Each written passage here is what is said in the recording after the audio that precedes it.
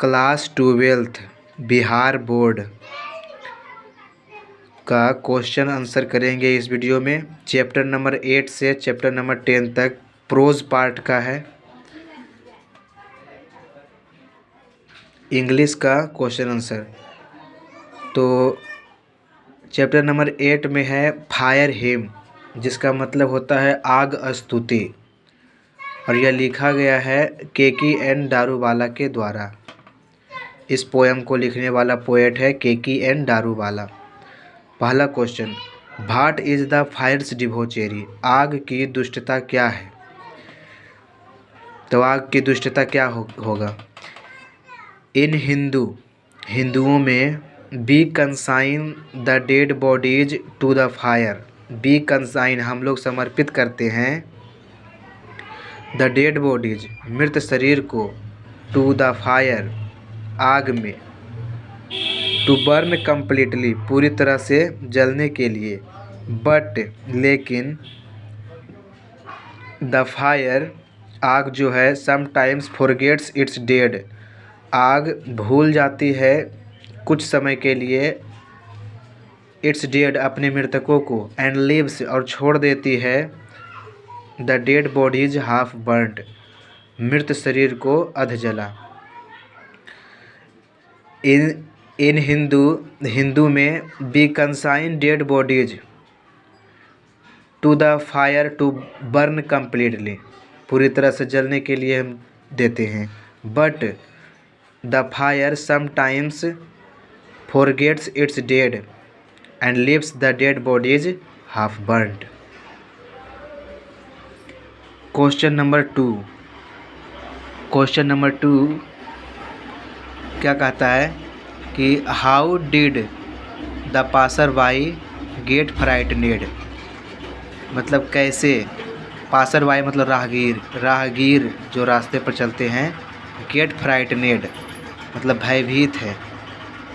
कह रहे हैं कि राहगीर क्यों भयभीत है, राहगीर कैसे भयभीत है? तो इसके 3 कारण हैं जो आग स्तुति में बताया गया है कि द पासर वाई गोट फ्राइटनेड, यहाँ क्वेश्चन से उठाएंगे द पासर वाई, गेट का हो जाएगा, डिड लगा हुआ है तो गोट हो जाएगा। The passer by got frightened to see, क्या क्या देख कर, the wandering ghost light. The wandering ghost light मतलब भूतों का चमकता हुआ प्रकाश। भूत जो है, भटकते हुए जो भूत है, उसकी मतलब प्रकाश को देखकर वो भयभीत है, गोट फ्राइटनेड भयभीत है। दूसरा, फ्यूनरल फायर को देखकर, and the remains of the dead bodies left after cremation मतलब अंतिम संस्कार जब हो जाता है तब जो रिमेन्स बच जाता है उसका डेड बॉडी का, उसी को देखकर ये भयभीत है।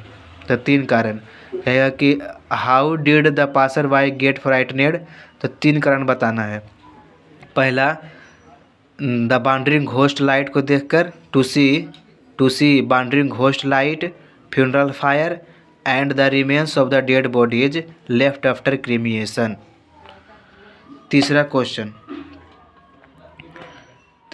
कह रहा है कि विच इवेंट, कौन सी घटना, डज द एक्सप्रेशन व्यक्त करता है the burning ghat refer to, जो बर्निंग घाट है, आग स्तुति है, वो कौन सा घटना जो है वर्णन करती है इस पोएम में? तो the expression the burning ghat refer to, burning ghat जो है एक्सप्रेस करता है क्या चीज़?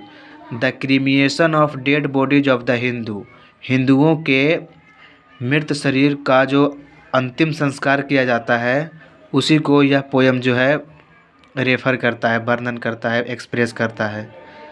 अब आता है क्वेश्चन नंबर 4 में। क्वेश्चन नंबर 4 क्या कहता है? क्वेश्चन नंबर 4 कहता है कि where do you think the ghat is located? तो घाट कहाँ लोकेटेड रहता है? तो आंसर, घाट कहाँ स्थित होता है? तो घाट जो है जनरली नदी के किनारे स्थित होता है। The ghat is generally located, the ghat is generally located, इसको मिटा दो। The ghat is generally located at the bank of the river, नदी के किनारे, and it is also located, और यह और भी स्थित होता है कहाँ, बिसाइड एनी वाटर रिजर्वर, किसी जलाशय के बिसाइड में मतलब बगल में स्थित रहता है। सच है जैसे कि पॉन्ड्स के किनारे, लेक्स के किनारे, कैनाल के किनारे या समुद्र के किनारे, नहरों के सहारे etc। तो घाट कहाँ स्थित रहता है, तो घाट इज़ जनरली लोकेटेड, घाट जो है जनरली लोकेटेड होता है at the bank of the river, नदी के किनारे, and it is also located beside any water reservoir such as pond, lakes, seas, canal etc। अब आते हैं क्वेश्चन नंबर 5 पर। तो क्वेश्चन नंबर 5 में क्या कहता है कि व्हाट डज द स्पीकर सी, वक्ता क्या देखते हैं, व्हाट डज द स्पीकर सी, वक्ता क्या देखते हैं, ऑब्जर्व और क्या अवलोकन करते हैं, ऑब्जर्व, इन द मॉर्निंग मतलब सुबह में, एट द घाट, घाट पर जब सुबह सुबह वक्ता जाते हैं, लेखक कवि जाते हैं, तो वो क्या देखते हैं और ऑब्जर्व करते हैं। तो आंसर में कहेंगे क्या देखते हैं, तो वही 3 चीज़। इन द मॉर्निंग, पहले क्वेश्चन से उठाएंगे कि in the morning, in the morning, at the ghat, घाट पर, द स्पीकर सीज, स्पीकर देखते हैं, क्या चीज़ देखते हैं, 3 चीज़। पहला कौन चीज़, द वांडरिंग होस्ट लाइट, भटकते हुए भूतों का प्रकाश, फ्यूनरल फायर, फ्यूनरल फायर को देखते हैं, and the remains of the dead bodies left after cremation, और अग्नि के बाद अंतिम संस्कार के बाद जो रिमेन्स बच जाते हैं वो उसे देखकर भयभीत होते हैं, उसी को देखते हैं। ये है 3 चीज़ वहाँ पर देखते हैं, ऑब्जर्व करते हैं। और एक चीज़ और देखते हैं, ही ऑल्सो सीज, वह यह भी देखते हैं, इम्बर्स लूजिंग देयर क्रूएल रेडनेस, मतलब जो इम्बर्स जो जले हुए राख बच जाते हैं, वो लूजिंग देयर क्रूएल रेडनेस, वह अपना जो क्रूर लालिमा है, क्रूर लालिमा वह उसे खोते हुए देखते हैं। वहाँ जो राख बच जाता है ना, उसी को बोल रहे हैं इम्बर्स लूजिंग देयर क्रूएल रेडनेस। अब आते हैं क्वेश्चन नंबर 6 पर। वाई डज ही से, वह क्यों कहते हैं, डैट कि the redness of fire is cruel, आग की लालिमा जो है क्रूर होती है, वो क्यों कहते हैं।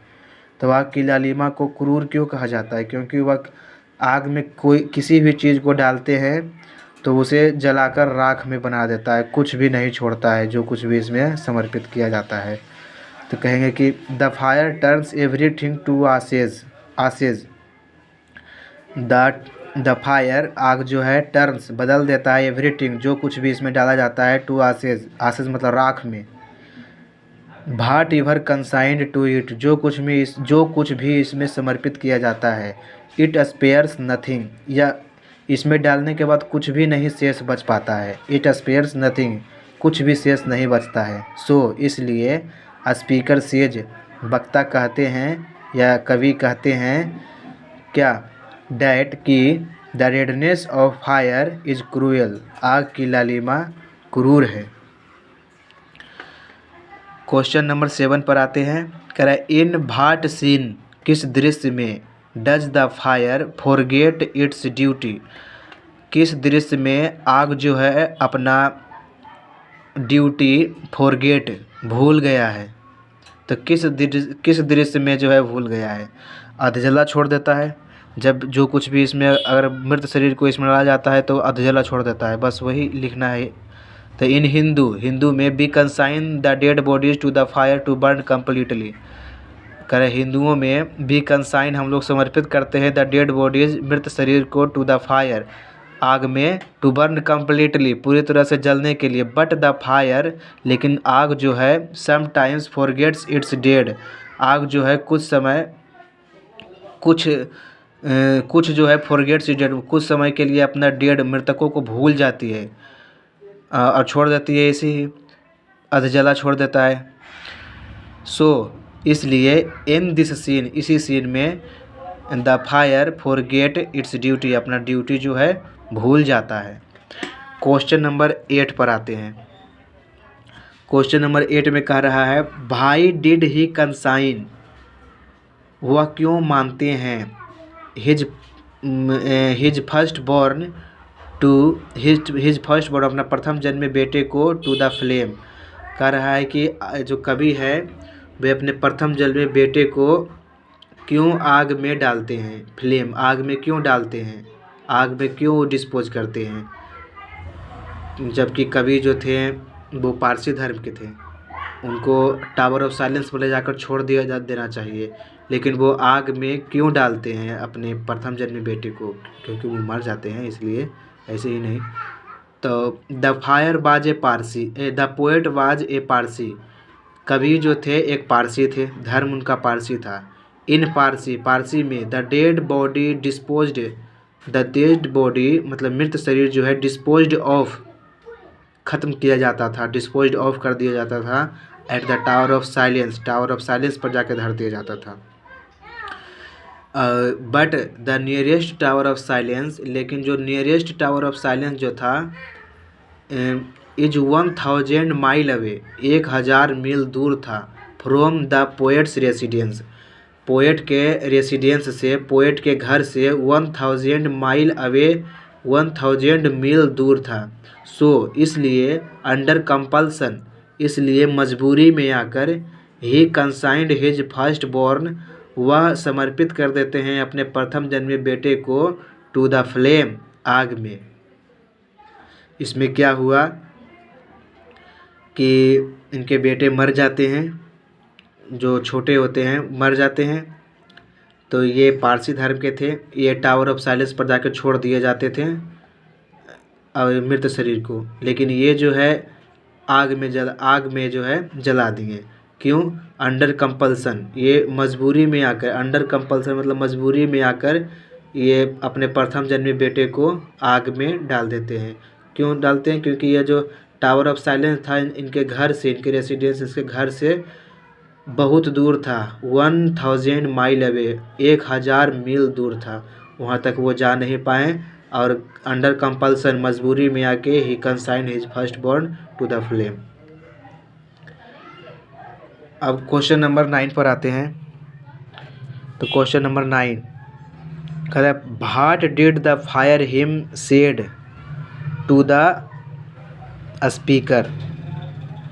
कहता है what did the fire hymn said, आग स्तुति, फायर हिम मतलब आग स्तुति, आग स्तुति क्या कहती है कवि से, स्पीकर से क्या कहती है। What did the fire hymn said to the speaker, fire hymn जो है क्या कहती है स्पीकर को, तो क्या कहती है, क्षमा कर देती है। बस इतना ही याद रखना है कि आग स्तुति जो है क्षमा कर देती है। क्यों क्षमा करती है? तो देखो क्यों क्षमा करती है और क्या चीज़ के लिए क्षमा करती है। अंडर कंपल्सन, मजबूरी में आकर, the speaker consign his first born, वक्ता जो है समर्पित करते हैं अपने प्रथम जन्मे बेटे को टू द फ्लेम, आग में, आग में इसलिए क्योंकि देखो वो पारसी धर्म के थे, तो वो टावर ऑफ साइलेंस पर अपना मृत बेटे को जो है रख देते, जाकर वहाँ पर जाकर डिस्पोज्ड ऑफ करते। लेकिन ये हिंदू धर्म को अपनाए और ये आग में आकर आग में जला दिए अपने बेटे को, लेकिन फिर भी आग स्तुति जो है इन्हें क्षमा कर देता है। तो कहेंगे कि आग स्तुति से क्षमा क्यों कहते हैं, तो कहेंगे कि क्योंकि ये जो है अंडर कंपल्सन मजबूरी में आकर the speaker consign his first born to the flame, आग में समर्पित कर देते हैं। बट लेकिन द फायर हिम, आग स्तुति said to the speaker, speaker को कहती है, तो क्या कहती है, यही मेन है, क्या कहती है, you stand for given, you stand for given, आपको क्षमा किया जाता है। अब आते हैं 10 नंबर क्वेश्चन पर। करेक्ट, भाई डज द स्पीकर रिवील, भाई डज द स्पीकर, स्पीकर क्यों रिवील करते हैं हिज रिलीजियस आइडेंटिटी, अपना रिलीजियस आइडेंटिटी क्यों रिवील करते हैं, क्यों प्रकट करते हैं, अपना धार्मिक के पहचान वह क्यों बाहर निकालते हैं, वो क्यों बताते हैं सबको। देखो क्यों बताते हैं, कह रहे कि द पोएट इज पारसी, कवि जो थे एक पारसी थे, ठीक है। अब पारसी वर्शिप्स, पारसी जो है पूजा करते हैं द फायर को, पारसी धर्म के जो आदमी होते हैं वो वर्शिप्स द फायर, आग की पूजा करते हैं। अब कहेगा कि वेन ही सीज, जब वह देखते हैं the fire for getting it's duty, जब वह देखते हैं he sees the fire for getting it's duty, आग जो है अपना ड्यूटी मतलब अपना कार्य जो है भूल रहा है, भूलते हुए जब देखते हैं, ही विशेष वह शपथ लेते हैं, टू सेव बचाने के लिए, द फायर आग को, for the sin of forgetfulness, sin मतलब होता है पाप, for the sin of forgetfulness मतलब भुलक्कड़पन, फॉरगेटफुलनेस मतलब भुलक्कड़पन, भुलक्कड़पन की इस गलती से बचाने के लिए, सेव करने के लिए वो शपथ लेते हैं। इसलिए और इसीलिए वो अपना पहचान बता दिए, क्योंकि वो आग को जो है पूजा करते थे, आग की जो जितना भी पारसी धर्म के आदमी हैं वो आग की स्तुति करते हैं, आग की पूजा करते हैं इसलिए। तो अगला क्वेश्चन पर चलते हैं, कह हाउ डज, 11 नंबर क्वेश्चन है कि how does the ghat appear to, घाट कैसा दिख रहा था, to the common people, common सामान्य व्यक्ति को घाट कैसा दिख रहा था। तो वैसे लिख देना है 3 चीज़, बस एक ही शब्द में एक ही चीज़ दोहराना है कि 3 चीज़ बता देंगे कि पहला the wandering ghost light, funeral fire and the remains of the dead body left after cremation, बस एक आध चीज़ में और जोड़ देंगे। तो कुछ कहेंगे, सबसे पहले क्वेश्चन से उठाएंगे, the ghat appears to the common people, बस यहाँ तक उठा लेंगे। अब कहेंगे क्या चीज़, द थाउट ऑफ क्रीमिएशन, ऐसे भी बोल सकते हैं कि जो अंतिम संस्कार वहाँ हो रहा था उसका सोच, इज सुपर स्टिचिवस बिलीव, पूरी तरह से दिमाग में बैठ गया था, बिलीव विश्वास, इन घोस्ट भूतों के बारे में, and half remains of the dead bodies, और जो मृत शरीर था उसका जो रिमेन्स बच जाता था लेफ्ट आफ्टर क्रीमिएशन, अंतिम संस्कार के बाद वो भी उनके दिमाग में बैठ गया था। स्केयर देम वेरी मच, जो उन्हें बहुत ज़्यादा प्रभावित कर रहा था। यही लिखना है कि कह रहा है कि how does the ghat appears to the common people, सामान्य व्यक्ति को घाट कैसा दिख रहा था। द घाट अपेयर्स फियरफुल, घाट जो है भयावह दिख रहा था, टू द कॉमन पीपुल को। The thought of cremation is superstitious believe in ghost भूतों, घोस्ट मतलब भूत, घोतों में बहुत सुपरस्टिटिवस बिलीव उसमें मतलब मान लिए थे, बहुत ज़्यादा दृढ़ विश्वास उसमें मान लिए थे कि भूत है। And half remains of the dead body left after cremation scare them very much, जो उसे बहुत ज़्यादा स्केयर कर रहा था, बहुत ज़्यादा मतलब प्रभाव डाल रहा था उस पर। अब आते हैं क्वेश्चन नंबर 12 पर, जो लास्ट क्वेश्चन है इस चैप्टर का। कह भाई वाज द स्पीकर ब्रोकन, कवि जो है क्यों टूट जाते हैं, कवि क्यों टूट जाते हैं। तो कवि क्यों टूट जाते हैं, क्योंकि उनके बेटे का मृत्यु हो जाता है इसलिए। तो कहे भाई was the speaker as broken, कवि क्यों टूट जाते हैं। तो कहेंगे द स्पीकर बाज ब्रोकन, कवि टूट जाते हैं क्यों, due to the premature death of his first born, मतलब अपने प्रथम जन्मे बेटे का मृत्यु हो जाता है, और वो भी प्रीमेचर डेथ का मतलब होता है समय के पहले, समय के पहले मतलब वही बच्चा ही था, उसका समय भी नहीं हुआ था और वो मर जाता है। तो due to the premature death, उनकी क्या हो जाता है, मृत्यु हो जाता है, इसलिए वो क्या है, ब्रोकन, टूटे हुए हैं। अब आते हैं अगला चैप्टर पर, जो है 9th चैप्टर, स्नैक है अगला चैप्टर। और जो लिखा गया है D.H. लॉरेंस के द्वारा, D.H. लॉरेंस के द्वारा लिखा गया है। कहेंगे कि वेयर डिड, पहला क्वेश्चन, where did the speaker meet, मिलते हैं द स्नैक। कह रहा है कि where did the speaker, speaker मिलते हैं, कहाँ मिलते हैं, मीट मिलते हैं द स्नैक, स्नैक से, सांप से कभी कहाँ मिलते हैं। तो स्नैक से सांप, तो सांप से कहाँ मिलते हैं स्पीकर, अपने वाटर ट्रॉफ के पास, वाटर ट्रॉफ मतलब पानी के हौज के पास। तो कुछ ही कहेंगे द स्पीकर मेट, कभी मिलते हैं, डिड है इसलिए मीट का मेट हो जाएगा, V3 लग जाएगा, V2 लग जाएगा।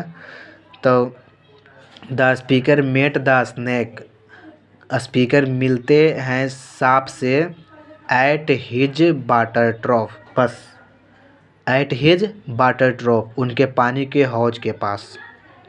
दूसरा क्वेश्चन, भाई हैड, क्यों, इट कम आउट, या बाहर आया था, ऑफ इट्स होल, अपने होल से, नियर द ट्रॉफ, पानी के हौज के पास, मतलब हौज के पास क्यों आया था बाहर, अपने बिल से, अपने होल से। तो क्वेश्चन से ही पहले उठाएंगे कि इट हैड कम आउट, या बाहर आया था, ऑफ इट्स होल, अपने होल से, नियर द ट्रॉफ, हौज के पास, हौज के पास क्यों आया था, तो क्यों आया था वहाँ पर लिख देना है अब, टू ड्रिंक वाटर, पानी पीने के लिए। अब पानी पीने के लिए क्यों आया था, तो क्यों वह प्यासा था इसलिए आया था। बिकॉज इट वाज थर्स्टी, क्योंकि यह जो था क्या था, प्यासा था। तीसरा नंबर क्वेश्चन पर आते हैं। तो कहेगा व्हाई डिड, क्यों, the speaker decide to wait, speaker क्यों डिसाइड करते हैं कि उन्हें इंतज़ार करना चाहिए, क्यों वह डिसाइड करते हैं। तो क्यों, क्योंकि स्नैक जो है पहले आया था, इसलिए उसे लगा कि हम सेकेंड कमर है, कभी को लगा कि हम सेकेंड कमर है, हमें इंतज़ार करना चाहिए। वो तो कुछ कह रहा है कि द स्नैक रिच्ड, पहुँचता था, the snake reached at the water trough, snake पहुँचा था पानी के हौज के पास, बिफोर द पोएट, कवि के पहले, दस इस प्रकार, the poet was the second comer, comer मतलब आगंतुक, मतलब इसलिए कवि जो हुए सेकेंड कमर, सेकेंड आगंतुक मतलब द्वितीयक आगंतुक हुए, पहले वो आया, सांप आया, उसके बाद आए थे कवि। सो इसलिए द पोएट डिसाइडेड, इसलिए कवि जो है डिसाइड किए, टू वेट, इंतज़ार करने के लिए, फॉर हिज टर्न, उसे मुड़ने के लिए, टू ड्रिंक वाटर, पानी पीते हुए। ठीक है, इसलिए ये तो क्वेश्चन से उठा के यहाँ पर डाल दिए हैं। अब आता है कि क्वेश्चन नंबर 4 कहता है कि हाउ डिड द स्नैक, कैसे सांप, ड्रिंक वाटर, पानी पीता है। तो सांप कैसे पानी पीता है वो बताना है। तो जो कविता के अनुसार जो बताया गया है, कवि बोले हैं, क्या बोले हैं कि the snake drank water like the cattle, the snake drank water, पानी पीता था, लाइक द कैटल, मवेशी की तरह, विथ इट्स स्ट्रेट माउथ, अपने लंबे मुंह से, सांप का मुंह लंबा ही होता है, विथ इट्स स्ट्रेट माउथ, अपने लंबे मुंह से, इट लिफ्टेड, यह उठाया, इट्स हेड, अपने सिर को, फ्रॉम इट्स ड्रिंकिंग, अपने मतलब पानी पीते हुए, एंड लुक्ड, और देखा, looked at the poet visually, और अस्पष्टता भरी निगाहों से या पोएट को देखा। इसी प्रकार से पानी पी रहा था। वही पूछ रहा क्वेश्चन कि पानी कैसे पी रहा था, तो वही बता रहा है। कह रहा है कि आफ्टर दिस, इसके बाद, it drank a little more, इसके बाद थोड़ा सा और पिया। जब कवि को जब विजुअली देखा ने अस्पष्टता पर भरी निगाहों से, तो थोड़ा सा पानी और पिया। बस इसी तरह से पी रहा था। वही तो बताना है कि पानी किस तरह पी रहा था। तो the snake drank water like the cattle, मवेशी की तरह, विथ इट्स स्ट्रेट माउथ, अपने लंबे मुंह से पी रहा था। इट लिफ्टेड इट्स हेड, अपना मुंह उठाया, फ्रॉम इट्स ड्रिंकिंग, पानी पीते हुए, एंड लुक्ड और देखा एट द पोएट कवि को विजुअली अस्पष्टता पूर्वक। आफ्टर दिस इसके बाद। It drank a little more इसके बाद थोड़ा सा और पिया। अब आते हैं क्वेश्चन नंबर 5 पर। करा है कि व्हाट इज द मीनिंग क्या अर्थ है ऑफ किसका the Sicilian July with Etna smoking. Sicilian July with Etna smoking इसका अर्थ बताना है कि इसका मतलब क्या होता है। तो कविता के अनुसार बताया गया है, पहले इसको पूरा लिख देंगे कि Sicilian July with Etna smoking. Sicilian July with Etna smoking इसका मीन्स, इसका मतलब होता है डैट कि it was the month of July in Sicily. It was the month of July in Sicily मतलब सिसिलियन जुलाई, सिसिली का जो महीना, सिसिली में जो जुलाई का महीना होता है विथ इटना स्मोकिंग, ये जो है सिसिली में है एक मंथ होता है। इसका मतलब क्या होता है, यह महीना या जुलाई का महीना होता है सिसिली में। बस इतना ही बताना है।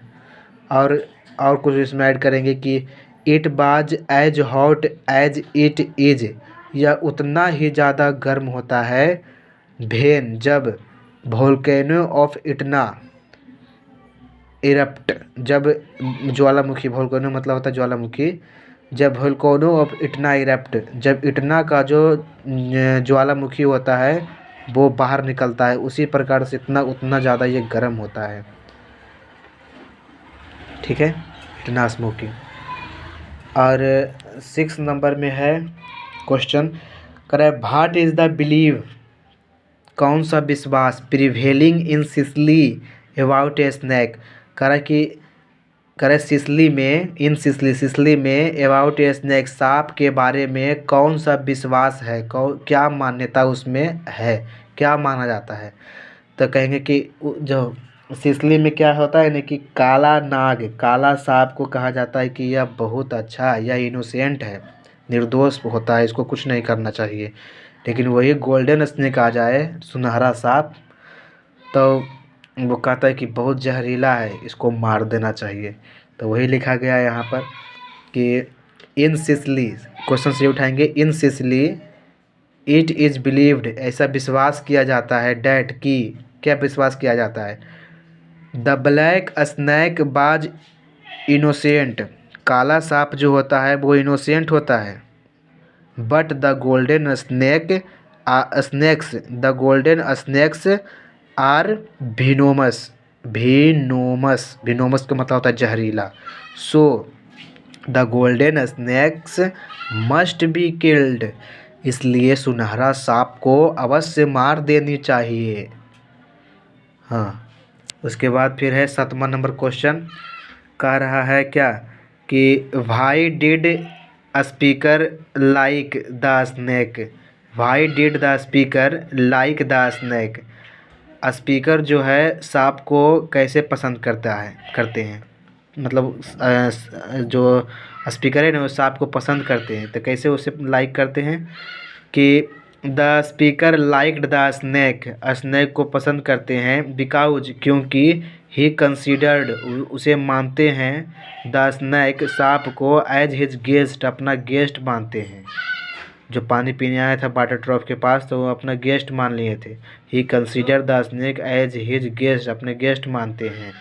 और तो कह रहे हैं, और कहते हैं क्या कि it is also looked like a king, यह एक राजा की तरह दिखता है, इसलिए वो अपना क्या मानते हैं, इसलिए पसंद करते हैं।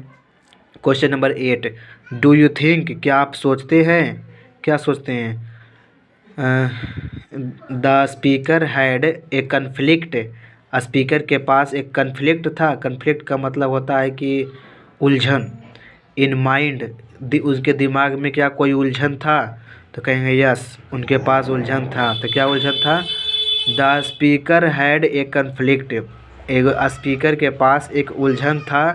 क्या था कि उसको मारे कि नहीं मारे, सांप को मारे कि नहीं मारे, डैट कि whether to kill, whether to कि इसे मारे या नहीं मारे, वेदर टू, यहाँ गलती हो रहा है थोड़ा सा, इसको सुधार देते हैं।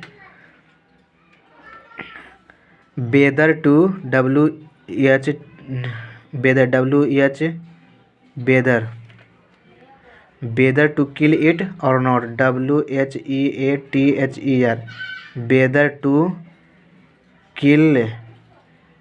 बेदर टू किल द स्नैक और नॉट, यहाँ किल होगा।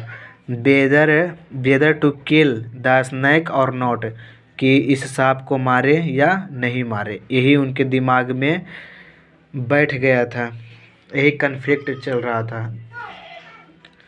अब आते हैं 9 नंबर क्वेश्चन में।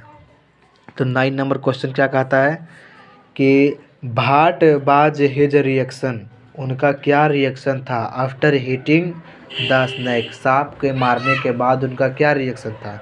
तो वह अपने आप बहुत पछताने लगे, ही रिग्रेट्स ए लॉट। तो कहते हैं कि आफ्टर हिटिंग, मारने के बाद, द स्नैक, सांप को, the speaker regretted a lot, बहुत ज़्यादा पश्चाताप करने लगे। और कहते हैं ही फील्स, वह महसूस करते हैं, हिमसेल्फ, अपने आप को, 3 चीज़ें रखना है, ए पाल्ट्री, वल्गर एंड मीन एक्ट, मतलब अपने आप को तुच्छ मानते हैं, ये सब का तुच्छ मानते हैं, कि अपने आप को तुच्छ मानते हैं। ही फील्स हिमसेल्फ, वह अपने आप को पाल्ट्री मतलब बहुत खराब मानते हैं, वल्गर एंड मीन एक्ट, बहुत तुच्छ कार्य मानते हैं अपने आप को, बहुत खराब काम किए हैं, अपने आप को रिग्रेट करते हैं। सो ही वांटेड टू एक्सपिएट, इसलिए वे अपने आप में पछताते हैं, एक्सपिएट मतलब पश्चाताप करना, इसलिए वो पश्चाताप करते हैं। 9 नंबर हो गया। अब आते हैं 10वां नंबर क्वेश्चन। 10 नंबर कह रहा है कि भाट थिंग्स, कौन सी वस्तु, क्या, ऐसा क्या सा चीज़ था, अबाउट द स्नैक, सांप के बारे में, अपील हिम मोस्ट, जो सांप के बारे में सोचने पर उनको बहुत ज़्यादा मजबूर कर दिया गया था। तो ऐसा कौन सा चीज़ था। तो देखो, वो आया था गेस्ट की तरह और दिख रहा था सांप की तरह, इसलिए यही उनको जो था बहुत ज़्यादा वो अपील कर रहा था। तो कहें कि कमिंग लाइक ए गेस्ट, आया था कि किस तरह, गेस्ट की तरह, and looking like a king, और दिख रहा था राजा की तरह। अपीयर्ड द स्पीकर मोस्ट, यही बनाता है, मतलब स्पीकर को, वक्ता को बहुत ज़्यादा प्रभावित करता है, अपील्ड करता है। कह रहा है हिज, और तो और देखो क्या करता है, हिज एक्टिविटी, जो उनके क्रियाकलाप जो थे, सच एज, क्या क्या चीज़, 3 चीज़ है इसमें। ड्रिंकिंग वाटर, जो वो पानी पीता है सर उठाकर। अब फ्लिकरिंग इट्स टंग, अपने जीभ को जो लबलबाता है बाहर निकालकर, अपने दुईधारी जीभ को जो बाहर निकालकर फ्लिकरिंग करता है। एंड ड्रिंकिंग इट्स लिप्स, और अपने होठों को पीता है। ऑल्सो अपील द स्पीकर, ये भी स्पीकर को, वक्ता को, कवि को अपील करता है, बहुत ज़्यादा, मतलब अपील करता है, बहुत ज़्यादा अपने आप में प्रभावित करता है। अब आते हैं 11 नंबर क्वेश्चन। कह रहा है भाट इज़ द सीन, सीन का मतलब होता है पाप। भाट इज़ द सीन, कौन सा पाप हो गया था, कमिटेड हुआ था, बाय द स्पीकर, स्पीकर के द्वारा, ऑफ द पोएम, कविता में, स्नैक कविता में कौन सा पाप हो गया था कवि के द्वारा, डैट ही वांटेड टू एक्सपियर, जिसके कारण वो क्या हो रहे थे, पश्चाताप कर रहे थे। तो कौन सा पाप हो गया था, तो वो सांप को मारे थे इसलिए। तो लिख देना है कि क्यों भी मारे थे वो भी लिख देना है। तो कहें कि the poet's education forces to him, कवि का जो शिक्षा था वो उनसे बहुत ज़्यादा फोर्स कर रहा था, टू किल ए स्नैक, इस सांप को मार देना चाहिए। बट इमिडिएटली, लेकिन तत्पश्चात, लेकिन immediately, after this act of killing, मारने के इस कार्य के बाद, ही रिग्रेट्स ए लॉट, वो बहुत ज़्यादा पश्चाताप करते हैं, वो बहुत ज़्यादा पछताते हैं। कहता है कि द कमिटेड दिज और सीन एंड एक्सपिएट, अब कहते हैं दे कमिटेड, इसलिए वो जो है कमिटेड करते हैं इस पाप को और पश्चाताप भी करते हैं। 12 नंबर में आते हैं। कह रहा है भाई did the speaker consider it, कह रहा है कभी ऐसा क्यों मानते हैं ए किंग इन एग्जाइल, इसे इट कंसीडर इट इसे क्यों मानते हैं ए किंग इन एग्जाइल, एक राजा मतलब निर्वासित राजा होता है, एग्जाइल मतलब निर्वासित। तो सांप को जो है कभी एग्जाइल निर्वासित राजा क्यों मानते हैं? तो क्योंकि वह देखो रहता है अंडरवर्ल्ड में, धरती के नीचे रहता है। अंडरवर्ल्ड मतलब धरती के नीचे, अंडर नीचे, वर्ल्ड भूमि, तो धरती के नीचे रहता है सांप। वो बेचारा पानी पीने के लिए आया था और उसे मार दिया गया, उसे सांप के तो क्या कहते हैं, the snake lives in the underworld, सांप जो है रहता है अंडरवर्ल्ड में। बट लेकिन दिस टाइम इस समय, इट केम आउट या बाहर आया, ऑफ द अंडरवर्ल्ड उस धरती के नीचे से, टू ड्रिंक वाटर पानी पीने के लिए। इट ऑल्सो लुक्स, या ऐसा मतलब दिख रहा था, लाइक ए मजिस्ट्रेट, एक राजा की तरह दिख रहा था। It also looks like a magistrate, एक राजा की तरह दिख रहा था। सो इसलिए द स्पीकर कंसिडर्ड, स्पीकर जो है कंसीडर करते हैं, मानते हैं, इट इसे ए किंग इन एग्जाइल, एक निर्वासित राजा की तरह। अब आते हैं क्वेश्चन नंबर 13 कि करे बाज द स्नैक कॉन्शियस, मतलब कॉन्शियस का मतलब होता है जागृत अवस्था में, या मतलब होता है ना कि जागृत, हाँ, कि भाट करे बाज द स्नैक कॉन्शियस, क्या स्नैक कॉन्शियस था, ऑफ द पोएट्स प्रेजेंस, कवि के समझ में स्नैक सांप, क्या वह कॉन्शियस था, जागृत था? तो कहेंगे yes, the snake was conscious, वो पूरी तरह से जागृत रहता है, ऑफ द पोएट्स प्रेजेंस, कवि के मानने में, कवि जो है मानते हैं ऐसा, तो वो क्या थे, कॉन्शियस, सांप जो है कॉन्शियस होता है, जागृत अवस्था में होता है। अब आते हैं 14 नंबर क्वेश्चन, कर रहा है भाई डिड, क्यों द स्पीकर फील्स ऑनर्ड, अपने आप को गौरवान्वित क्यों महसूस करते हैं? कवि जो है अपने आप को गौरवान्वित क्यों महसूस करते हैं? तो क्यों महसूस करते हैं? कहेंगे कि द स्नैक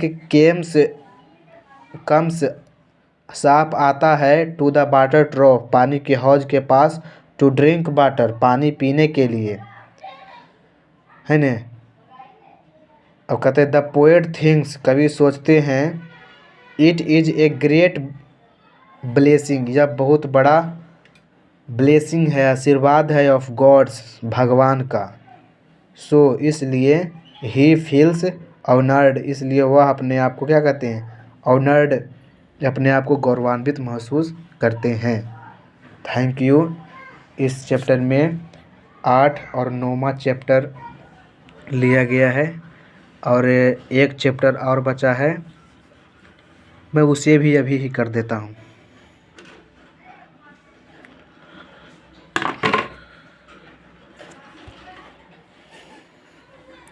चैप्टर नंबर 10 जो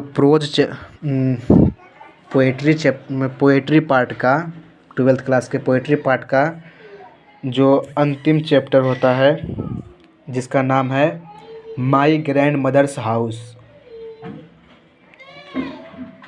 माई ग्रैंड मदर्स हाउस, मेरी दादी माँ का घर, मेरी दादी माँ का घर। तो उसके बारे में क्वेश्चन आंसर हम पढ़ेंगे, उसका क्वेश्चन आंसर पढ़ेंगे, जिसका जो लिखा गया है कमला दास के द्वारा, जो लिखा गया है किसके द्वारा, कमला दास के द्वारा। तो क्या कहेंगे, कहेंगे कि वेयर डिड,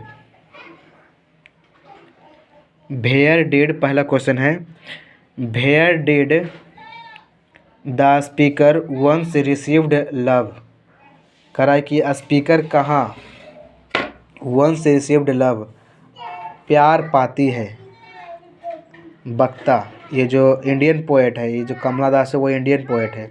तो कह रहा है कि वेयर डिड द स्पीकर कहाँ वंस रिसीव्ड लव, प्यार पाती है। तो कहाँ प्यार पाती है? तो कहेंगे the speaker once received love उसके दादी माँ के घर में, उसके दादी माँ के साथ उसके बचपन, ड्यूरिंग हर होगा, ड्यूरिंग हर क्योंकि लड़की है इसलिए ड्यूरिंग हर चाइल्डहुड, क्योंकि तो कहेंगे कि the speaker once received love, एक बार प्यार पाती है, at her grandmother's house, अपने दादी माँ के घर में, विथ हर ग्रैंड मदर्स, वो अपने दादी माँ के साथ, ड्यूरिंग हर चाइल्डहुड, अपने चाइल्डहुड के दौरान। पहले क्वेश्चन हो गया। दूसरा क्वेश्चन में आते हैं। करे भाई did the house go into silence, घर में सन्नाटा क्यों छा गया था? तो क्या कहेंगे the house went into silence, घर में पूरी तरह से सन्नाटा छा गया था। The house went into silence due to the death of the poetess grandmother, जो पोएटेस थी, कवित्री थी, उसकी ग्रैंड मदर का डेथ हो जाने के कारण उनके घर में सन्नाटा छा गया था। कह रहा देयर इज नो वन, कोई नहीं था, कोई नहीं है, एनी वन, कोई भी, टू लीव, रहने वाला, डेट हाउस नाउ, अब इस घर में रहने वाला कोई नहीं है, इसलिए इस घर में सन्नाटा छा गया था। कह रहा है तीसरा क्वेश्चन कि भाई was the speaker unable to read books, किताबों को पढ़ने में स्पीकर जो है, वक्ता जो है, वो क्यों अनेबल है, अयोग्य, अनेबल मतलब अयोग्य क्यों है, क्यों नहीं पढ़ पा रही है कविता? क्योंकि वह बच्ची है, मेरली है, चाइल्ड, इसलिए वह नहीं जानती पढ़ने के लिए, मतलब उनके बारे में पता है कवित्री की। आंसर कि the speaker was unable to read books, speaker